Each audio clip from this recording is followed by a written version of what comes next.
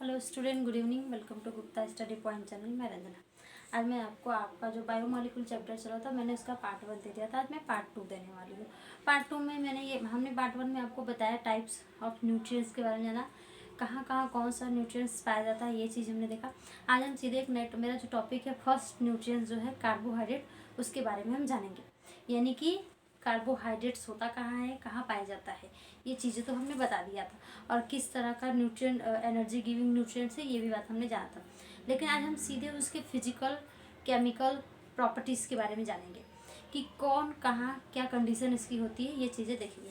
तो सबसे पहले हम कार्बोहाइड्रेट का मीन्स देखेंगे। जैसा कि देखिए, कार्बोहाइड्रेट का मतलब की बात करेंगे तो 2 वर्ड से मिलकर बना है। कौन कौन से वर्ड से मिलकर बना है? सबसे पहला आपको देख के लग रहा है कार्बो है, दूसरा क्या है आपका हाइड्रेट्स है। ठीक है, तो कार्बो का मतलब यानी कि कार्बन, यानी कि ये ऐसा कंपाउंड है जिसमें कार्बन के मॉलिक्यूल्स या एटम्स क्या है प्रेजेंट है। हाइड्रेट्स यानी कि जिसमें वाटर, दैट मीन्स कि देखिए कार्बो मतलब कार्बन, हाइड्रेट्स यानी कि वाटर। यानी कि कहना ये चाह रहे हैं कि कार्बोहाइड्रेट ऐसे कंपाउंड है जिसमें वाटर के मॉलिक्यूल्स भी पाए जाते हैं। अब आपको पता है वाटर यानी कि अब यहाँ पे ऑक्सीजन और हाइड्रोजन दोनों हो गए। अगर हम एटम की एलिमेंट्स एज ए मॉलिक्यूल से एटम्स की बात करेंगे तो यहाँ हाइड्रोजन भी है और ऑक्सीजन भी है। तो क्लियर हो गया। यानी कि कार्बोहाइड्रेट एक ऐसा कंपाउंड है जो ऑर्गेनिक कंपाउंड है। क्यों? क्योंकि इसमें कार्बन की मॉलिक्यूल प्रेजेंट होते हैं। कार्बन के साथ साथ इसमें क्या होता है बेटा, वाटर मॉलिक्यूल्स भी होता है। क्लियर है। अगर हम इसकी बात करेंगे कार्बन क्या क्या होता है इनके, हम रेशियो की बात करेंगे। अब केमिकल स्ट्रक्चर को थोड़ा सा देख लेते हैं क्या कह रहा है। अगर हम इनके, अब मैंने कहा कि इसमें कार्बन भी है, हाइड्रोजन भी है और ऑक्सीजन भी है, दोनों प्रेजेंट है। सबसे पहले कार्बन, हाइड्रोजन और ऑक्सीजन। अब देखिए, अगर हम कार्बन, हाइड्रोजन और ऑक्सीजन इन तीनों के रेशियो की बात करेंगे कि एक अगर हम कोई एक सिंपलेस्ट कार्बोहाइड्रेट ले रहे हैं तो सिंपलेस्ट कार्बोहाइड्रेट में भी कार्बन, हाइड्रोजन, ऑक्सीजन के जो मॉलिक्यूल है इनका रेशियो क्या है, तो इनका रेशियो जो होता है वो होता है 1:2:1 होता है। ठीक है। नेक्स्ट अगर हम बात करेंगे इनका फार्मूला क्या होता है, केमिकल फार्मूला, तो साधारणतः सिंपल बोले इनका फार्मूला जो होता है CnH2nOn, जहाँ पे n नंबर ऑफ कार्बन को, नंबर ऑफ हाइड्रोजन को, नंबर ऑफ ऑक्सीजन को क्या कर रहा है, रिप्रेजेंट कर रहा है। अब देखिए, इसको हमने कहा इक्वल करके हमने ये भी लिखा है। पहला कार्बन का यानी कार्बन की संख्या n, यानी कि n बराबर कुछ भी, कार्बन की संख्या कितना भी हो सकता है, और हाइड्रोजन की संख्या भी, और ऑक्सीजन भी वही है। अब देखिए, इन दोनों में जो हाइड्रोजन है वो डबल रेशियो, ऑक्सीजन और हाइड्रोजन दोनों से क्या है, डबल है। बात समझ में आ गई। लेट्स देखिए, अगर इसकी हम बात करेंगे इनके स्ट्रक्चर, तो इसको CnH2nOn को एक अदर फॉर्म में भी हम लिख सकते हैं CnH2O2n। देखिए आप समझेंगे कि ये क्या है, 2n क्यों है। तो कुछ करना नहीं है, ध्यान से अगर हम इसको सिंपलेस्ट फॉर्म में अगर देखें, कुछ नहीं करना है, समझना एकदम ईजी, एकदम थोड़ा सा हार्ड समझेंगे तो हार्ड लगेगा, लेकिन है इधर Cn 2n हो गया। ठीक है, मल्टीप्लाई करो तो 2n हो गया। ये O का 2n हो गया, तो ये हो गया आपका सिंपलेस्ट फॉर्म। सॉरी 2 नहीं रहेगा, सॉरी। हाँ ठीक है, तो ये हो गया इनका सिंपलेस्ट फॉर्म। नेक्स्ट अगर अब हम देखेंगे बच्चा, तो देखिए हाँ H2nOn। अब देखिए क्या कह रहा है, हाइड्रोजन एंड कार्बन रेशियो इनमें, यानी कि ये जो कार्बन है, कार्बोहाइड्रेट्स है, उसमें हाइड्रोजन और कार्बन का जो रेशियो होता है किसके बराबर होता है, वाटर मॉलिक्यूल्स के बराबर। यानी कि इन तीनों का देखिए ना, H2O है ना, तो इन दोनों का जो रेशियो है वाटर मॉलिक्यूल के बराबर है कि नहीं है। H2O उसके मॉलिक्यूल्स के क्या है, बराबर होते हैं। अगला देखिए क्या कहा, दैट मीन्स, इससे क्या क्लियर होता है, दैट मीन्स कि दैट कंपाउंड, यानी जो कंपाउंड आप लेके पढ़ रहे हैं, कार्बोहाइड्रेट का जो कंपाउंड आप लेंगे, यानी कि कार्बोहाइड्रेट आर वाटर सॉल्युबल, यानी कि आप कोई भी कार्बोहाइड्रेट ले रहे हैं तो वो पानी में आसानी से घुल जाते हैं, घुलनशील होते हैं, वाटर सॉल्युबल कंपाउंड होते हैं। कौन? कार्बोहाइड्रेट। बात समझ में आ गई। नेक्स्ट देखिए, नेक्स्ट क्या करें, बट इज सम कार्बो, लेकिन कुछ कार्बोहाइड्रेट्स ऐसे हैं जिनमें कार्बन, हाइड्रोजन, ऑक्सीजन के अलावा, कुछ कार्बोहाइड्रेट्स ऐसे हैं जिनमें कार्बन, हाइड्रोजन, ऑक्सीजन के अलावा वो जो कार्बोहाइड्रेट है उसमें सल्फर, नाइट्रोजन, फास्फोरस, ये सारे एटम्स भी क्या है, पाए जाते हैं। मैंने कहा कि जो कार्बोहाइड्रेट बेसिकली सबसे ज़्यादा वो कार्बन, हाइड्रोजन और ऑक्सीजन कंटेनिंग कंपाउंड होता है, लेकिन कुछ कार्बोहाइड्रेट्स ऐसे हैं जिनमें क्या सल्फर भी प्रेजेंस है, नाइट्रोजन भी प्रेजेंट होता है और ऑक्सीजन, फास्फोरस के एटम्स भी क्या होते हैं, पाए जाते हैं। तो देखिए ये इतना क्या था, मेरा इंट्रो था कि कार्बोहाइड्रेट है क्या। अब हम थोड़ा सा ये देखेंगे, कार्बोहाइड्रेट के श्रेणियों की बात करेंगे, यानी कि हम देखेंगे कैटेगरीज, कार्बोहाइड्रेट को किन किन कैटेगरीज में क्या है, बांटा गया है। तो सबसे पहले हम आइए कैटेगरीज देखेंगे, इसका नोट डाउन कर लीजिएगा वीडियो पॉज करके आप, ठीक है। हम आगे बढ़ते हैं। नेक्स्ट अगर हम देखेंगे इनकी श्रेणी की बात करेंगे तो कार्बोहाइड्रेट का जो देखिए, ये कार्बोहाइड्रेट को हम बेसिकली क्या बोलते हैं, सैकेराइड्स। कार्बोहाइड्रेट को हम इसको सैकेराइड्स के नाम से भी क्या है, जानते हैं, ठीक है। सैकेराइड्स, सैकेराइड्स का मतलब ये होता है, इसको सैकेराइड्स भी कहते हैं। इसका मतलब ये होता है कि इनके जो मॉलिक्यूल्स होते हैं वो टेस्ट में क्या होते हैं, मीठे होते हैं।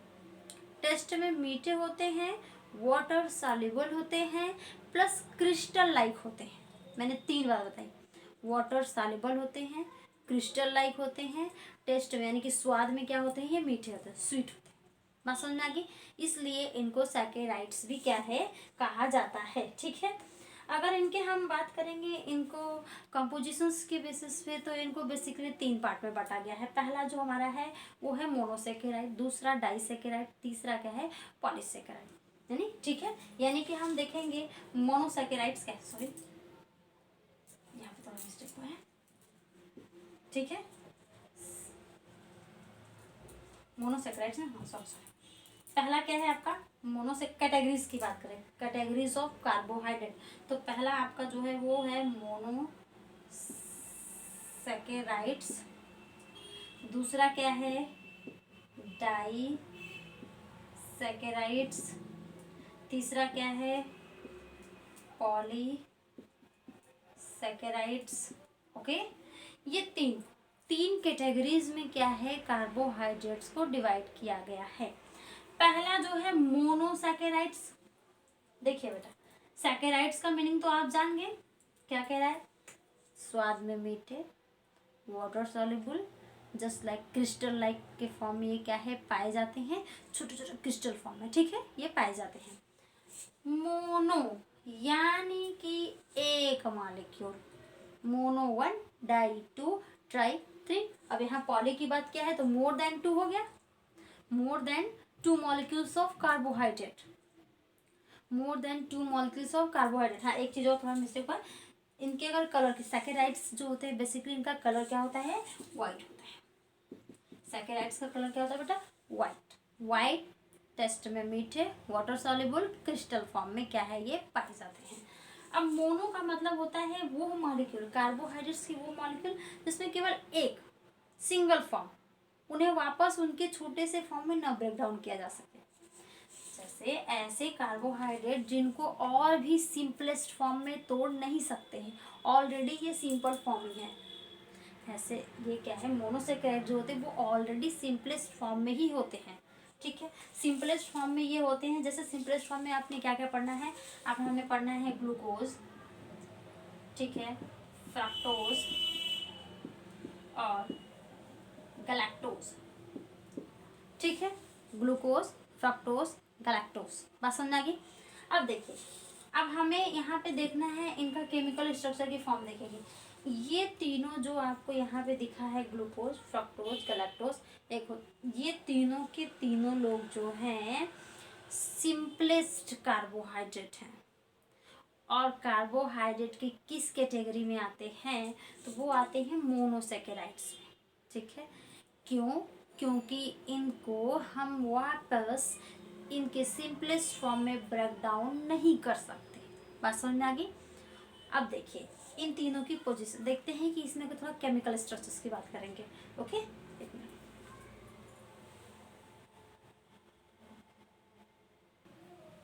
हाँ तो देखिए अब इसके बाद हम ये देखेंगे कि कार्बन जो हमारी ये ग्लूकोज है, टाइप्स हो गया, categories of carbohydrate, monosaccharide, disaccharide और पॉलीसैकेराइड।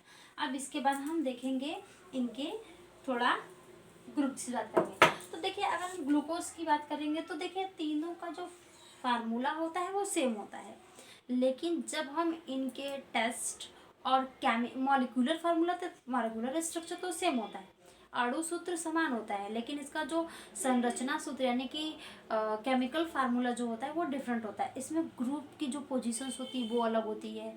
कौन कौन सा ग्रुप होता है पहले हम ये देखेंगे, कहाँ वो कौन सा ग्रुप किस कार्बन नंबर ऑफ कार्बन पे प्रेजेंट होता है, ये चीज़ देखना है। जैसे हम कार्बन देखिए, फार्मूला तो सबका यही है C6H12 और O6, लेकिन अगर हम बात करेंगे कि मोनोसेकेराइड जो है आपका, मोनोसेकेराइड में कि क्या बात आती है कि कौन कौन से ग्रुप पाए जाते हैं। तो जो मोनोसेकेराइड है इसमें जो कार्बन्स के मॉलिक्यूल है, पता है कार्बन, तो कार्बन जो होते हैं वो एक लीनियर फॉर्म में भी हो सकते हैं और सर्कुलर फॉर्म में भी हो सकते हैं, ठीक है।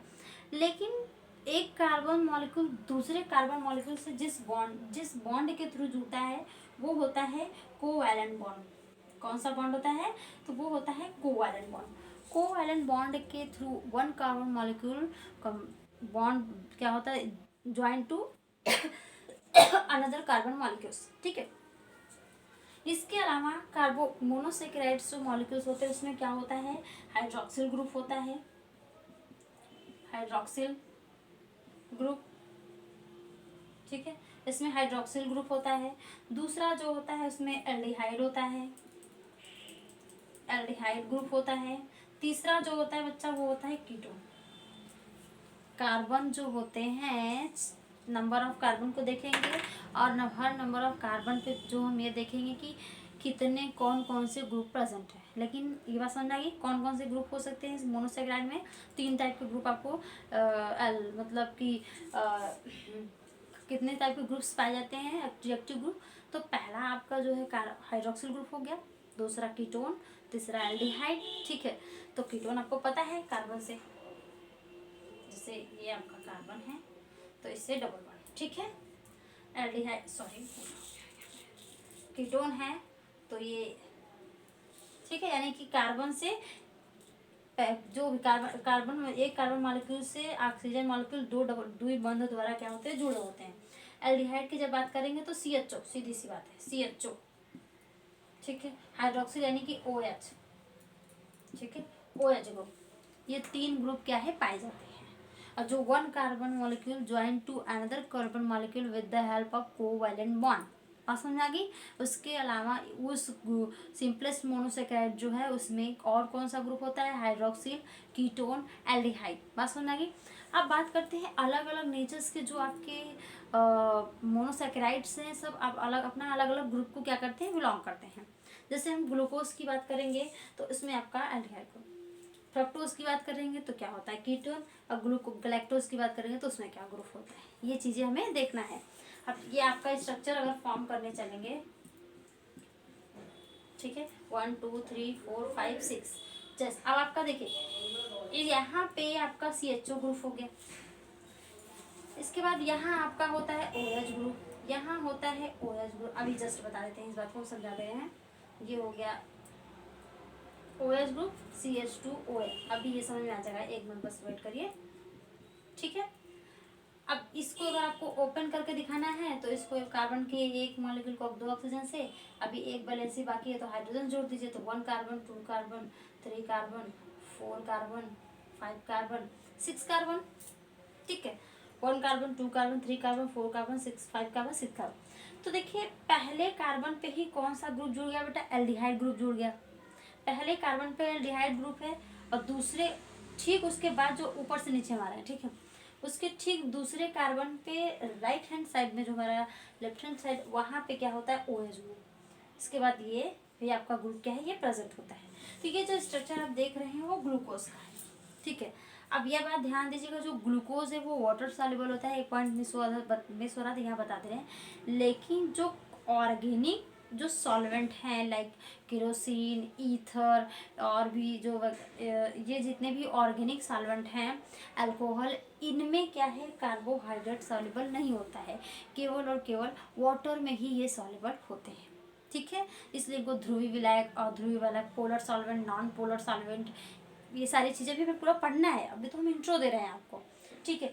तो ए क्या है, जैसे ऐसा स्ट्रक्चर केमिकल स्ट्रक्चर फॉर्म करेंगे, ये जो आपका क्या है लीनियर स्ट्रक्चर है। लेकिन अगर इसी को हमें क्या करना है, इससे साइक्लिक स्ट्रक्चर को भी देखना है, चाहे वो ग्लूकोज हो, चाहे वो फ्रक्टोज हो, चाहे वो गैलेक्टोज हो। अब सारे ग्रुप्स को हम देखेंगे कौन कौन से प्रेजेंट होते हैं। अभी आपका जैसे ये है ग्लूकोज है, ग्लूकोज में एल्डिहाइड ग्रुप होता है। वहीं अगर फ्रक्टोज को फॉर्म करने चलेंगे बेटा, तो फ्रक्टोज में देखिए क्या होता है, फ्रक्टोज में कीटोन ग्रुप होता है। तो कीटोन को करने पहले ऐसे CH2O कार्बन को यहाँ से जोड़ दीजिए, ठीक है। फिर एक कार्बन, दो कार्बन, 1 2 3 4 5, एक यहाँ करिए 6। अब नीचे भी ये कर दीजिए, ठीक है। इसके बाद ये ग्रुप को हमें क्या करना है, ऐड करना है। तो यहाँ पे होता है OH group, H OH H, फिर आपका OH और H। ये जो स्ट्रक्चर है ये आपका है फ्रक्टोज का, यानी कार्बन नंबर 2 पर क्या होता है, ये आपका कीटोन ग्रुप पाया जाता है। एक मिनट, तो यहाँ पे क्या है आपका, यहाँ पे जो होता है आपका कार्बन नंबर 2 पे कीटोन ग्रुप है, ठीक है। जबकि यहाँ पे कार्बन नंबर, ग्लूकोज में कार्बन नंबर 1 पे ही क्या है, एल्डिहाइड ग्रुप। फ्रक्टोज पे कार्बन नंबर 2 पे कीटोन ग्रुप प्रेजेंट है। ये हो गया आप पर। अगर हम गैलेक्टोज के स्ट्रक्चर फॉर्म करने चलते हैं बच्चा, तो गैलेक्टोज के स्ट्रक्चर भी सिंपल ही होता है। कार्बन इसमें कार्बन नंबर ऑफ कार्बन 6 ही होते हैं, ठीक है। एक कार्बन 2 3, एक कार्बन 2। अब जैसे इसमें हम कार्बन नंबर ऑफ कार्बन को काउंट करेंगे तो 1 2 3 4 5 6, ठीक है। आपको पता है कि चाहे ग्लूकोज हो, फ्रक्टोज हो, हम हेक्सेजोस को ले रहे हैं। अभी आपको एक पॉइंट इसके जस्ट बाद और बताएंगे। तो ये देखिए आपका जैसे क्या है, 6 कार्बन है, ठीक है। तो ग्लूकोज और गैलेक्टोज दोनों में ही एल्डिहाइड ग्रुप होता है, बात सुनिए। लेकिन बस अगर हम इनके स्ट्रक्चर फॉर्म को देखने चले तो स्ट्रक्चरल जो फार्मूला होता है बस एक ही मेजर डिफरेंट होता है। क्या डिफरेंट होता है, आप स्ट्रक्चर फॉर्म कर लीजिएगा। ये देखिए आपका ग्लूकोज का है, ठीक है। ये ग्लूकोज है, ये फ्रक्टोज है, हम गैलेक्टोज को फॉर्म करेंगे, ठीक है। अब गैलेक्टोज को आप बनाने चलेंगे तो ये तो आपको पहला क्लियर है, CHO ग्रुप कर दीजिए, ठीक है। इसमें दूसरे पोजीशंस पे हमने कार्बन नंबर 1, कार्बन नंबर 2 पे क्या है, OH ग्रुप लगा दिया, बात समझ आ रही है। तो ये H ग्रुप हो गया, ये क्या है, OH ग्रुप हो गया, ये भी क्या है, OH ग्रुप हो गया, ये H हो गया, ठीक है। फिर ये H अभी दिखा रहे हैं क्या डिफरेंट है, बस एक छोटा सा डिफरेंट है ग्लूकोज और गैलेक्टोज के स्ट्रक्चर में, लीनियर स्ट्रक्चर की भी हम बात कर रहे हैं। अभी हम साइक्लिक स्ट्रक्चर की बात बिल्कुल नहीं किए हैं, अभी लीनियर की केवल बात की, बात समझ आ गई। तो ये हो गया आपका OH। तो 1 और 2, तो यहाँ पे बात करते हैं 1 2 3 4 5 और 6। तो देखिए अंतर क्या है कि गैलेक्टोज के कार्बन नंबर 1 2 3 4 और 5 जो होता है, कार्बन नंबर 4 और 5 की, उसमें दोनों जगह पे, दोनों में एक ही पोजीशन, मतलब एक ही हैंड साइड क्या होता है, राइट हैंड साइड ही क्या होता है, यानी कि कार्बन नंबर 3 कार्बन नंबर 4 के राइट हैंड पे ही हाइड्रोक्सिल ग्रुप प्रेजेंट होता है। और देखिए सेम कंडीशन आपके ग्लूकोज में दिखता है। ग्लूकोज को भी अगर स्ट्रक्चर को देखने चले हम बेटा, तो 1 2 3, बस यही है कि 3 पे केवल left right hand side OH होता है, बाकी जस्ट अपोजिट होता है दूसरे, एकदम आसान समझिए। अपोजिट में क्या होता है, प्रेजेंट होता है। और गैलेक्टोज को अगर देखने चलते तो 3 और 4 दोनों में ही, कार्बन नंबर 3 और 4 दोनों में ही राइट हैंड साइड पे ही हाइड्रोक्सिल ग्रुप होता है, ठीक है। तो ये जो स्ट्रक्चर है ये है लीनियर स्ट्रक्चर, बात समझ आ गई, क्लियर है। तो अब इसके बाद हम इसका देखेंगे साइक्लिक स्ट्रक्चर। उसके बाद और भी तो टॉपिक स्टार्ट हुआ है, अभी इससे भी इंटरेस्टिंग चीज़ें आएंगी। थोड़ा हार्ड लगेगा स्टार्टिंग में, अगर पढ़ रहे हैं तो थोड़ा हार्ड लगेगा, लेकिन ध्यान दीजिए, पॉइंट को थोड़ा अच्छे से नोटिस करिए। 1 बार नहीं, 2 बार नहीं, 3 बार कोशिश करिए, कैसे नहीं आएगा, आराम से समझ में आएगा। नहीं आएगा और कहेंगे हम और इजी करके समझाएंगे, बात समझ गई। तो ये है आपके मोनोसेकेराइड के कुछ मॉलिक्यूल्स को आपने जाना, एग्जाम्पल देखा ग्लूकोज फ्रक्टोज गैलेक्टोज, प्लस उनका हमने लीनियर स्ट्रक्चर को देखा, कौन कौन से बॉन्ड प्रेजेंट होते हैं, कोवैलेंट बॉन्ड होता है, कौन से ग्रुप्स होते हैं, hydroxyl group, aldehyde group, ketosis group, ये चीज़ को मैंने देखा। कीटोसिस ग्रुप कौन से है, एल्डिहाइड कौन है, हाइड्रोक्सिल कौन है, ये बात समझ आ गई। अब नेक्स्ट अब हम चलेंगे, देख अब हमारा जो अगला वीडियो होगा उसमें हम साइकिल स्ट्रक्चर फॉर्म देखेंगे, ठीक है। प्लस उसके बाद और भी कुछ केमिकल स्ट्रक्चर के बेसिस पे मोनोसेकेराइड को हम समझेंगे। आज के लिए इतना ही। वीडियो अगर अच्छा लगे तो लाइक करिएगा, सब्सक्राइब करना मत भूलिएगा। धन्यवाद।